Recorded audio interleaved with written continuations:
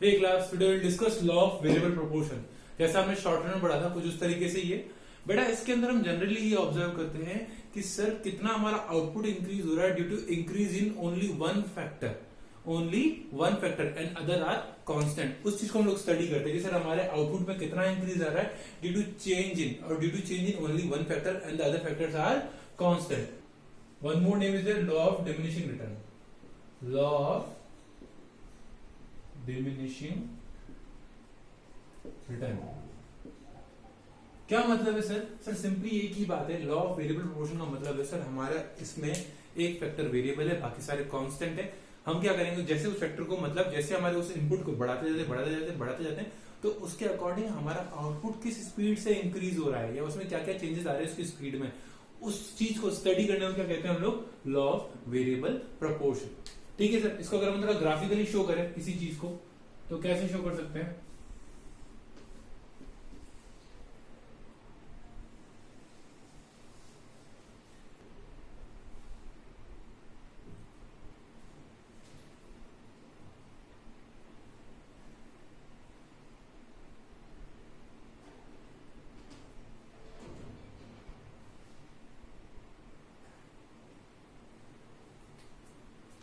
Okay sir, अगर हम इस चीज को डिस्कस करते हैं, क्या है सर हमारे यहाँ पे मार्जिनल प्रोडक्ट, टोटल प्रोडक्ट। अगर आप इसमें बेसिकली तीन फेज अगर आप ध्यान से देख पाओ, पहला फेज ये वाला है और दूसरा फेज ये वाला है। ठीक है, ये फर्स्ट फेज है, ये सेकंड फेज है और ये थर्ड फेज है।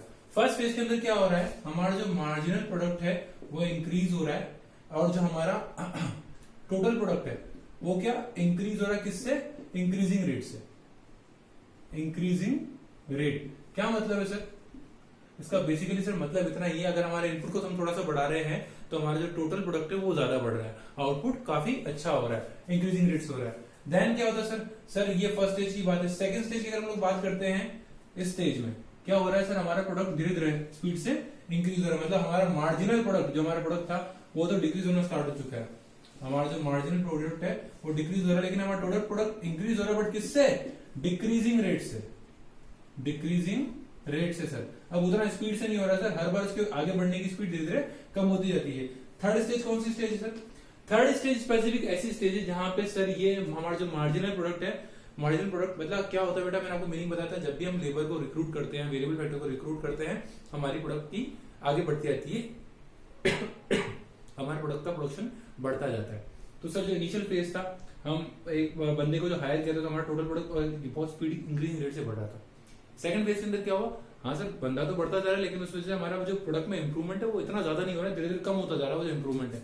एक पॉइंट पे आने के बाद सर हमारा जो फिक्स फैक्टर है वो काफी अफेक्ट होता है और हमारा जो वेरिएबल फैक्टर वर्क नहीं कर पाता। तो उस पॉइंट पे क्या होता है, हमारा यहाँ पे टोटल प्रोडक्ट अब एक कांस्टेंट पॉइंट पे आकर रुक जाएगा। अब इसके बाद अगर हम लोग बढ़ाते हैं लेबर को तो हमारा प्रोडक्शन नीचे आना स्टार्ट हो जाएगा और जो थर्ड स्टेज होगा इसमें हमारा मार्जिनल प्रोडक्ट इज जीरो और मोर देन जीरो। ठीक है, सॉरी इज जीरो और negative, we can say negative. तो टोटल प्रोडक्ट हमारा क्या हो जाएगा, डिक्रीज होना स्टार्ट हो जाएगा। तो बेटा लॉ ऑफ वेरिएबल प्रोपोर्शन की ये तीनों स्टेजेस होती हैं, यहाँ हम लोग स्टडी करते हैं सर। जैसे ही हमारा सिंपल सी कंडीशंस क्लियर हैं, हम यहाँ पे स्टडी कर रहे हैं, हमारा आउटपुट इंक्रीज हो रहा है due to change in one factor and other factors are constant. उस वजह से सर क्या क्या फेजेस बन रहे हैं, तो बेसिकली तीन फेज बनते हैं, 1, 2 एंड 3। फर्स्ट फेज में क्या होता है, जब सर इनिशियली हमने लेबर को रिक्रूट किया काम करने के लिए, तो उसमें क्या होता है सर, हमारे धीरे धीरे इंक्रीज होने लग जाता है प्रोडक्शन। एक फैक्टर वेरिएबल है तो फिर वेरिएबल फैक्टर में मोस्टली लेबर को मानते हैं, तो सर हमारा प्रोडक्शन इंक्रीजिंग रेट से इंप्रूव होने लग जाता है। ठीक है सर, सेकंड फेज के अंदर क्या होता है, अब सर हम पर्सन को इन्वॉल्व करते जा रहे हैं, लेकिन उससे क्या हो रहा है, उतना ज्यादा पॉजिटिव इंपैक्ट नहीं पड़ रहा है। ठीक है ना, जैसे स्टार्टिंग में पहले हम पहले 5 एक बता 5 बना रहा था, फिर 15 बना रहा था, फिर 25 बना रहा था। अब क्या हो रहा है सर, उल्टा हो रहा है। 15 बन रहे थे, अब 10 बन रहे हैं, देन 5 बन रहे हैं, तो रिवर्स में आता जा रही चीजें ऐड ऑन हो रही है, लेकिन इन नेगेटिव स्पीड। तो अपना जो टोटल प्रोडक्ट है वो भी इंक्रीज तो हो रहा है, लेकिन इन नेगेटिव स्पीड, धीरे धीरे उसकी स्पीड कम होती जा रही है, अमाउंट कम होता जा रहा है। एक पॉइंट ऐसा आएगा जब मार्जिनल प्रोडक्ट, आप वर्कर्स को रिक्रूट करते रहे हो, लेकिन आपका जो मार्जिनल प्रोडक्ट है वो जीरो पे आ जाएगा।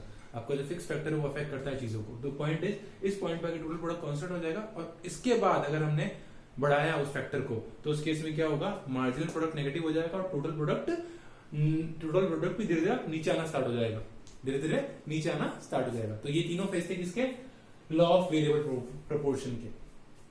चलो इसके आगे बात करते हैं पहले बार।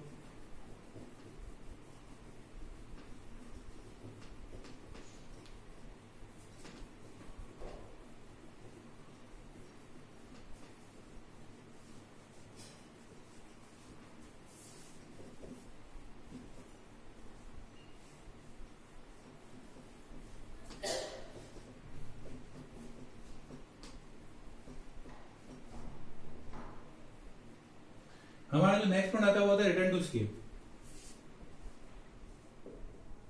रिटर्न टू स्केल सर क्या मतलब है इसका, सर जो हमने लॉन्ग रन में पढ़ा था, जो हमने लॉन्ग रन के अंदर पढ़ा था, एग्जैक्टली इसके अंदर एक्सप्लेन होगा।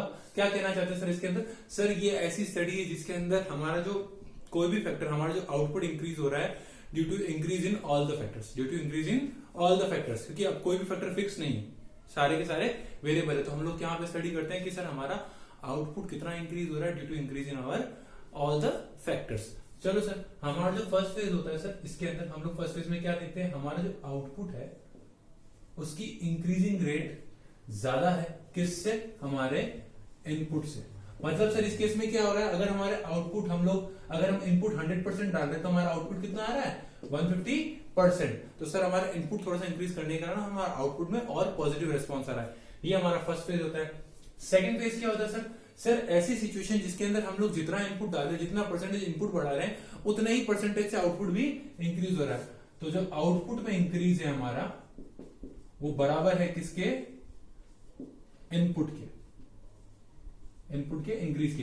क्या मतलब सर, अगर मैंने इसमें 100% से इंक्रीमेंट बढ़ा दिया तो इसमें भी 100% का इंक्रीमेंट हो जाएगा। लेकिन सर कुछ फैक्टर्स के बाद अगर आप प्रोडक्शन को बढ़ाते जाते हो या फैक्टर्स को बढ़ाते जाते हो तो एक ऐसी कंडीशन आएगी जिसके अंदर जो आपका आउटपुट होगा वो उतना रिटर्नफुल नहीं हो पाएगा जितना आपका इनपुट है। मतलब जितना आप इनपुट इन्वेस्ट कर रहे हो उतना आपको आउटपुट नहीं मिल पाएगा। ये ऐसी कंडीशन होगी जहां पे जो आपका आउटपुट है उसमें जो इंक्रीज आया है it would be less than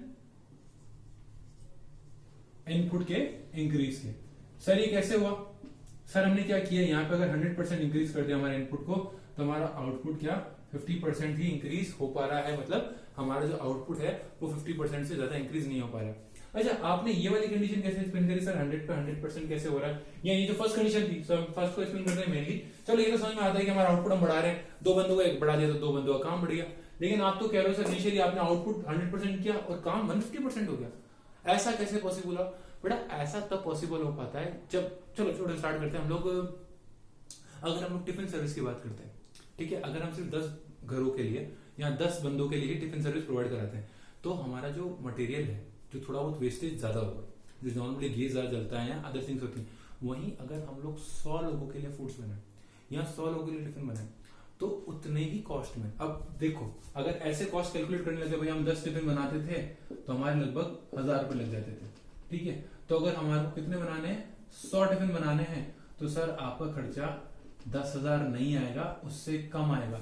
reason being sir, जब इकोनॉमिक्स ऑफ स्केल्स, इसका सिंपल सा मतलब इकोनॉमिक्स ऑफ स्केल, जब चीजें ज्यादा क्वांटिटी में बनाई जाती है तो जो प्रोडक्शन एक्सपेंसेस होते हैं एक्स्ट्रा, जो छोटे मोटे एक्सपेंसेस खर्चे होते हैं वो दब जाते हैं, वो सारी चीजें कम हो जाती है। आ रही बात समझ में? क्या होता है आप सुनो, अगर 1000 बनाने थे तो हम एक ही गाड़ी को भेजते थे, ठीक है, उसका पेट्रोल वगैरह लगता था, सब होके आता था। अब अगर हमारे को 100 टिफिन बेचने हैं तो क्या होगा सर, वो पर्सन क्या देगा, अब तक हमारा 1000 का खर्चा आ रहा था 10 टिफिन बेचने में, अब अगर हमारे को 100 बेचने तो एक टेम्पो जाएगा जो कि सारा काम करते हुए आएगा, तो गाड़ी आएगी जाएगी नहीं। ऐसे जो अदर छोटे मोटे खर्चे होते हैं जो कि अलग अलग लोग मिलकर कर रहे हैं, अगर सब मिलकर करने लग जाए, या अपन कहते हैं जब भी प्रोडक्शन एक साथ किया जाता है, बल्क में किया जाता है तो सस्ता पड़ता है। बेसिक सा कंसेप्ट, अगर कोई चीज हम लोग इकट्ठी बनाते हैं तो उसकी कॉस्ट कम लगती है, वो चीज यहाँ लग रही है सर। क्या हो रहा है सर, अगर आप चीज का इनपुट बढ़ाते जा रहे हो, मतलब चीजों को ज्यादा बना रहे हो, अगर ज्यादा इनपुट डालोगे तो आउटपुट भी ज्यादा आएगा। तो सिंपल सी बात है कि सर अगर हम लोग चीज बल्क में बनाते हैं तो चीजें सस्ती बनती है, ठीक है ना, तो हम पैसा तो उतना लगा ही रहे हैं तो उससे ज्यादा रिटर्न आता है। जो खर्चे में जा रहा था अब हमारे प्रोडक्शन में लग रहा है तो डेफिनेटली प्रोडक्शन ज्यादा हुआ। ये हमारी फर्स्ट वाली स्टेज को क्लियर करके बताता है। तो बेसिकली 3 स्टेजेस हैं इसके अंदर, 1, 2 एंड 3। फर्स्ट बताती है सर हमारा इनपुट अगर हम लोग इंक्रीज करते हैं तो हमारा आउटपुट उससे ज्यादा स्पीड से इंक्रीज हो जाता है। सेकंड स्टेज, जिस प्रोपोर्शन में हम लोग इनपुट को इंक्रीज कर रहे हैं उसी प्रोपोर्शन में हमारा आउटपुट भी इंक्रीज हो रहा है। And third stage, where the output where the increase in output is less than increase in input।